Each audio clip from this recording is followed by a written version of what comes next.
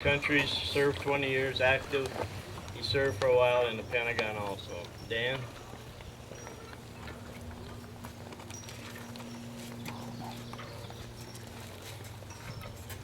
Thank you.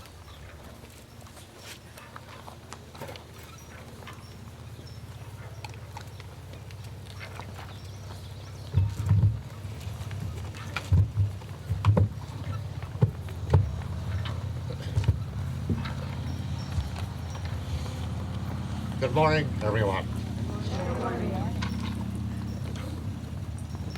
Well, part of the history that I was going to mention, Jim mentioned about the Memorial Day actually started out as a Decoration Day in Watertown, New York. So he's already covered that, so I won't do it on it. As some of you probably don't know me, I'm a hometown farm kid. Went to the one-room school with Jim and his family, and went to Randolph High School. And my best subjects were band, chorus, and shop. And then after I got out, then at home, I was deferred 4 years for farm work. So I did miss Korea. Otherwise, I would have been in Korea. So there were just the three of us at home. So then I was drafted in 1968. Then I went to Fort Leonard Wood, Missouri for basic and advanced training. And then in the fall of '55, we spent 2 months on a multinational training exercise in Louisiana. Uh, Thanksgiving down there in the rain was not the most enjoyable Thanksgiving. Had our little food, our little mess kits with mashed potatoes, and didn't need any gravy because the water sort of took care of that. And so we, then after that, we went back to our base in Fort Leonard Wood. And then about something like 6 months later, then a number of us was selected to drive taxi in the Post Motor Pool and on Fort Leonard Wood. We had two-way radio, and we would pick up officers and civilians and take them wherever they wanted. And then at one point, my first airplane ride. Uh, Most of you don't know what an L-19 Army aircraft is, but it's one of the smallest and lightest one engine planes with 2 seats. And they flew me to the Kansas City airport to drive the general's car back. I don't know what happened to the driver, but I had to drive the general's car back to Fort Leonard Wood. Then in June of 1956, I was on orders for Germany. Left the New York docks by my ship, 9 days on the water. First time I'd been in a boat. And after we got to Bremerhaven in Germany, then by train, it was a couple of days, and I ended up in an engineer group in Kaiserslautern, Germany, where I worked in a soils lab. I figured that since I'd been on a farm, I must have knew something about soil. Well, this had nothing to do with it. We had equipment on the back of a big heavy truck, and we would go out to Nike sites and check the compaction of the soil as they were building the sites, and if it needed more water or if they're putting too much on, we could tell that. I worked with two geologists, and they were the main ones, and I learned a lot from them. And then for a while, I drove the colonel in our group around with a '57 Chevy, and that was interesting too. Sometimes picked up the general when he was visiting, and so new experience. then I had two children, which are here today. I was born in Kaiserslautern, Germany. And, I was traveled around Germany on vacation, and ended up on an 18-day vacation, and ended up in Brussels, Belgium, at the World's Fair, and spent a couple of days there. And then in '59, I was on orders to go back to Fort Bragg, North Carolina, where I was the education NCO.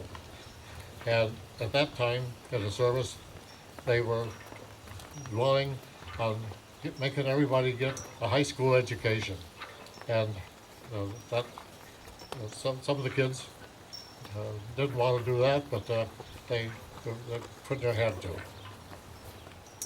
Now, in 18 months, I was on order for Okinawa.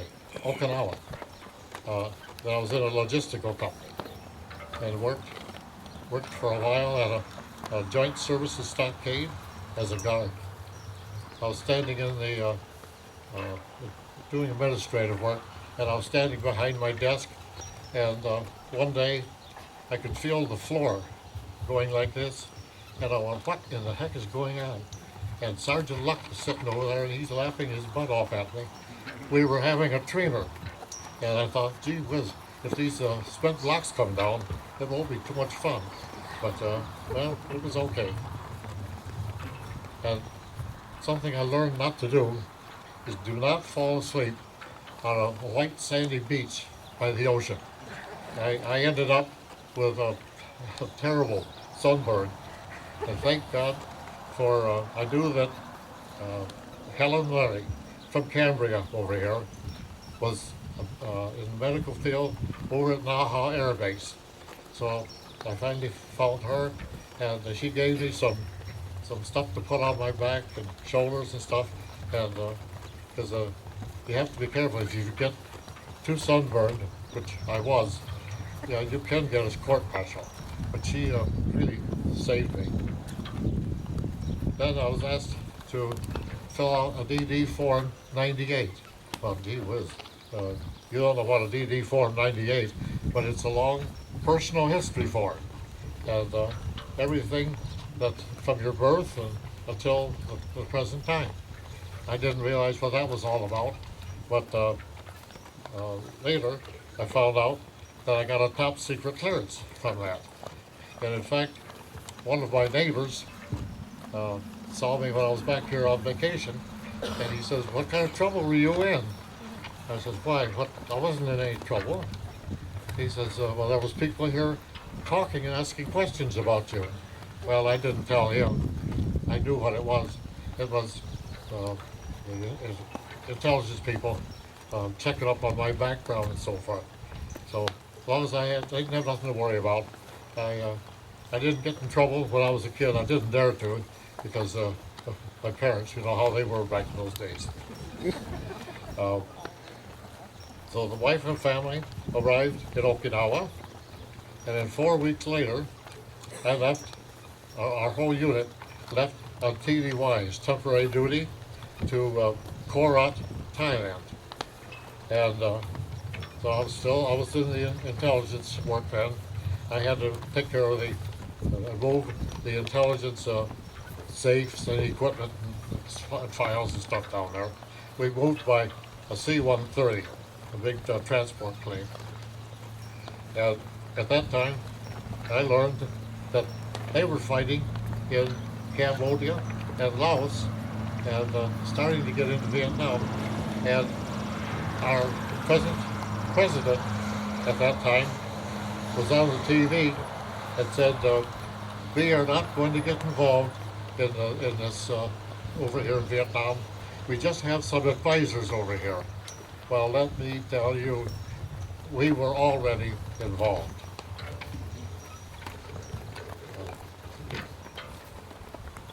Then I was very fortunate in Korat. Used mosquito nets, but mosquitoes don't stay away from the net in the daytime. So I got malaria, and I was in a field hospital for about 3 or 4 weeks, and my temperature would go sky high, and have to drink like 6, 8 glasses of water every couple of hours. And one day, when I was in the field hospital, I heard a heck of a commotion outside, and people were going out. So, well, I had to go out and see what that was too. And here was 2 Thai snake catchers, and they were out there with a little snake. The head of the snake was probably the size of a small bowl, and a medium-sized bowl, and it was probably, I would estimate, around 22 feet long. And the 2 snake catchers, I couldn't believe how the one guy held the head all the time, and the other one on the tail end, that snake just made me cringe. The snake would wrap itself around the guy, and then it would unwrap again. And they were about ready to medevac me back to hospital in the Philippines, and our medical doctor, Dr. Tucky, and pretty good heavy-set guy, he went down on the local market and bought some tiny little white pills to give me for malaria to see if I would come out of it. And by gosh, in well, I don't remember exactly, but probably 3 or 4 days, I recovered from the malaria. And thank God I've never had a relapse on it. Then, after about 7 months, I went back to Okinawa, and then shortly after that, I had orders for the U.S. Army Intelligence Headquarters in the Pentagon. And at first, worked at a classified distribution center, and then after probably about a year, I was moved up to Mrs. Matlack's office in a intelligence collection office, and we had 2 secretaries and 6 or 7 military officers and 1 civilian action officer. And I was processing the incoming and outgoing material. Mrs. Matlack started in that office as the secretary years before, and she worked herself up the ladder to a GS-14, which was probably equal to a colonel, I would say.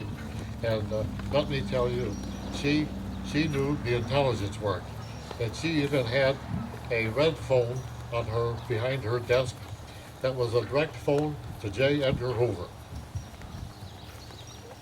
We had a number of safes, 13 safes, with biographical information on a number of foreign dignitaries from Soviet countries who had escaped and requested asylum in the U.S. They were interrogated by the intelligence people, and then they sent out IRs, which is intelligence reports. And I would receive a lot of them, and then forward them for distributions to the people. The big thing about handling classified material is to send it to people who has a need to know. And you have to be awful careful about that. And then late in '67, I got orders for G2 8th Army Headquarters in Seoul, Korea. Well, Colonel Epp was the head of the G2. G2 is the intelligence office. G1 is administrative, G3 engineering and so forth. And he was the head of the G2 office. Well, I knew Colonel Epp. He was in our office in the Pentagon, and he left there and went to Korea. So when the first day I went to work, I had to go in to meet Colonel Epp, and the adjutant said, well, he's waiting to see you. So I went in his office, and I started to salute, and he came across with his hand for to shake. Hello, Dan, Sergeant Cross, how are you? That's how they get pretty close with a lot of them people.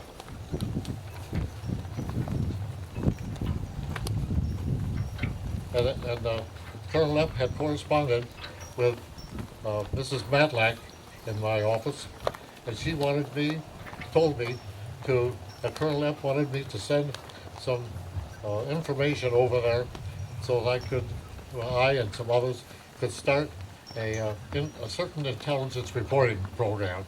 So she wanted me to send the N skids and the D skids. Well, the D skids are uh, defense intelligence books, and the N skids are the national security uh, collection information directives.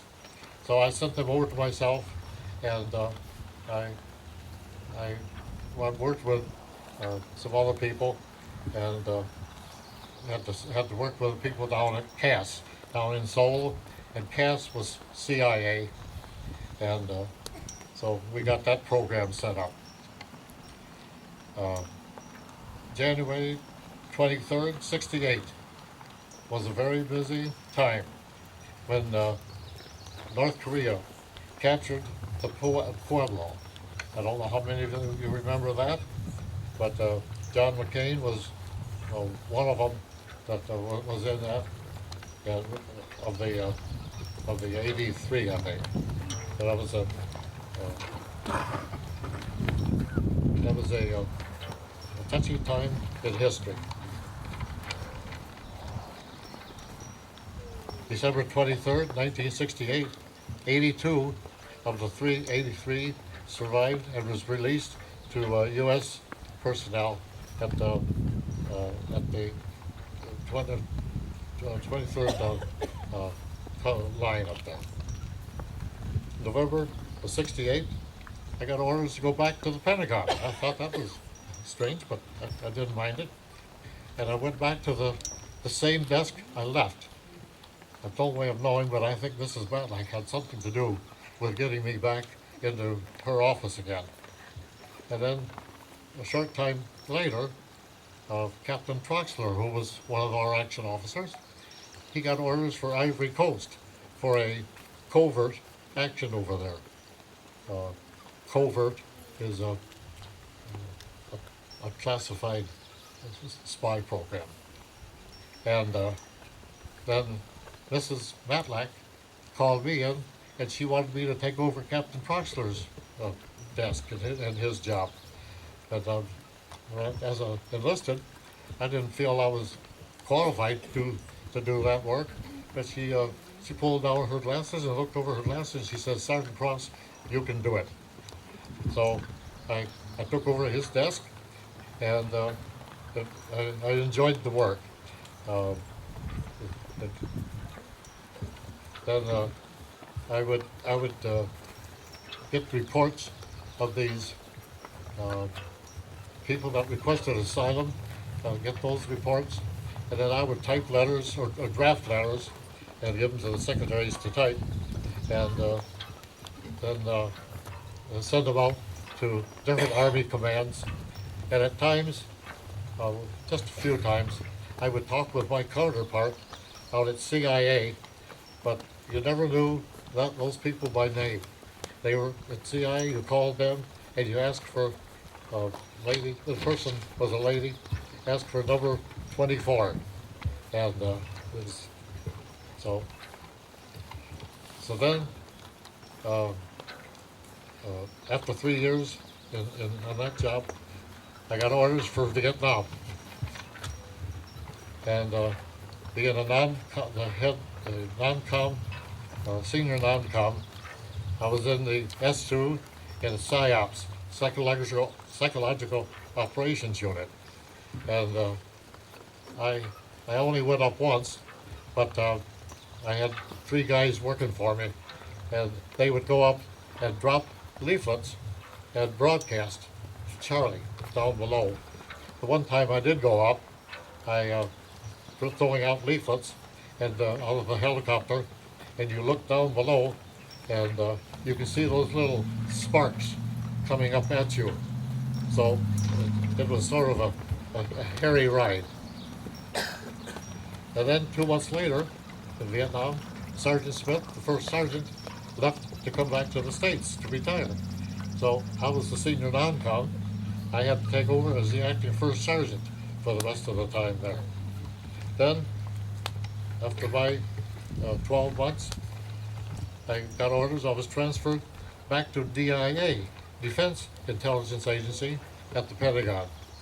And then I had to fill out another personal history statement form, and I was cleared for, I already had a top secret, but there was what we call caveats above top secret, and they go by code letters. For example, A, B, C, or D, but they were all TS, and even the code letter was classified. We had a 24/7 distribution center. They got messages from, I don't know exactly, don't remember exactly, I think it was like 150, 157 attaches around the country. And then also got information from satellites.